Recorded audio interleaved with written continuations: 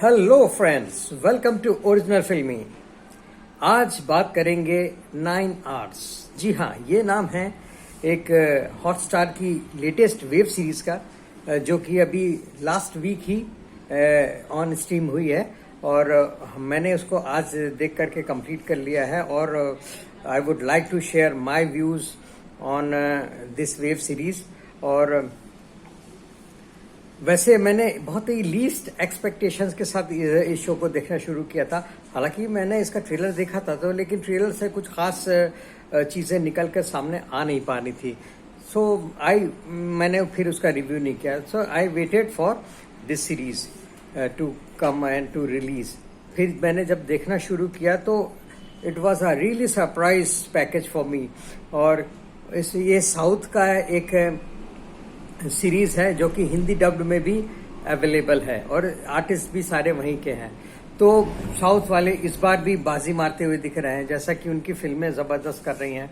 मतलब उनकी फिल्में एक ग्रिप होती है, एक मतलब आदमी बंद करके उनकी फिल्में देखता है।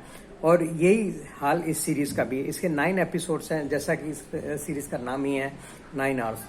तो ये हालांकि जो इसके जो एपिसोड्स हैं वो 35 मिनट के लगभग के ही हैं, लेकिन उसको मतलब उस पीरियड को एक आर के रूप में इसको दिखाया गया है और इसीलिए 9 आवर्स के लिए 9 एपिसोड्स बनाए हैं। और अब इस सीरीज कैसी है, तो सीरीज की जो थीम है वो एक जेल ब्रेक और एक रॉबरी पे बेस्ड है। कि उसमें दिखाया गया है कि शहर में 3 ब्रांचेस में एक ही समय पर बैंक रॉबरी हो रही है। और हालांकि 2 जो और ब्रांचेस की रॉबरी पे उन्होंने फोकस नहीं किया है, सिर्फ एक ही इवेंट को कवर किया है इस पूरी सीरीज में। कि एक ही मतलब बातचीत से पता चलता है कि वहां पर हो चुकी है और सब निकल गए हैं, लेकिन सिर्फ एक बैंक होता है, वहां की ही पूरी एक्टिविटीज इसमें दिखाई गई है कि वो कैसे हॉस्टेजेस करते हैं, उनको कैसे टॉर्चर करते हैं और क्या क्या एक्टिविटीज होती हैं। और फोन के थ्रू वो पुलिस से और अपने जिनके लिए वो रॉबरी करने आए हुए होते हैं उनके टच में रहते हैं। और कहानी कैसे आगे बढ़ती है, ये आपको 9 एपिसोड्स कब खत्म हो जाएंगे आपको पता भी नहीं चलेगा। इतनी ग्रिपिंग है इसकी स्टोरी, इतनी इंगेजिंग इसका डायरेक्शन है और स्क्रीन प्ले है कि पूछो ना।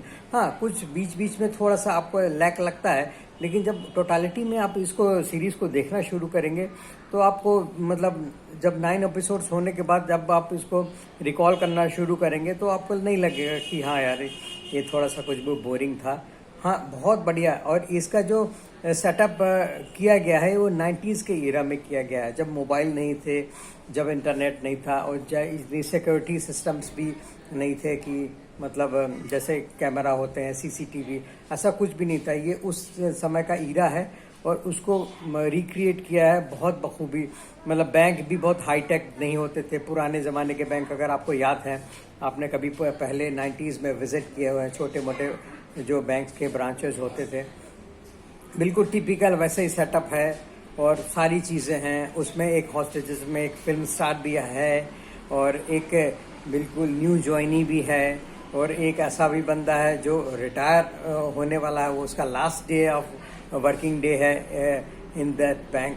तो ये सारी लोगों की जो एक्टिविटीज़ है वो इतनी इंगेजिंग है, इतनी ज़बरदस्त है कि आपको काफ़ी मज़ा आएगा। और आप बहुत सारे कैरेक्टर्स को आप रिलेट भी कर पाएंगे अगर आप उस एरा में पले बड़े हैं 90s में। तो आपको काफ़ी कुछ बहुत मतलब आपकी यादें ताज़ा हो जाएंगी कि बैंक कैसे होते थे उस समय।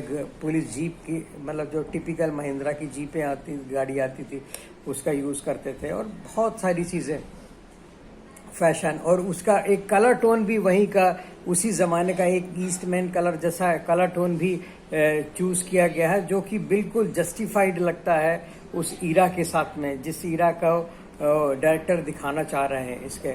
और ये इसकी कहानी अभी मतलब एंड में हाँ काफ़ी हद तक काफ़ी क्लियर हो जाता है, लेकिन अभी भी बहुत सारी चीज़ें खुलनी बाकी हैं और इसके लिए हम वेट करेंगे इसके 2nd सीजन का।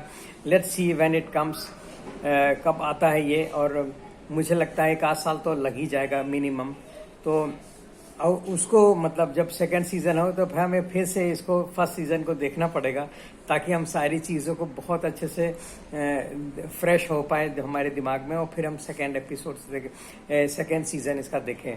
हालांकि मुझे अगर एक्टिंग की बात करें तो सारे लोग बहुत अच्छे, मोरलेस सब बढ़िया आर्टिस्ट हैं, बिल्कुल सब ने जिसको जो काम दिया गया है वो सब अच्छा है।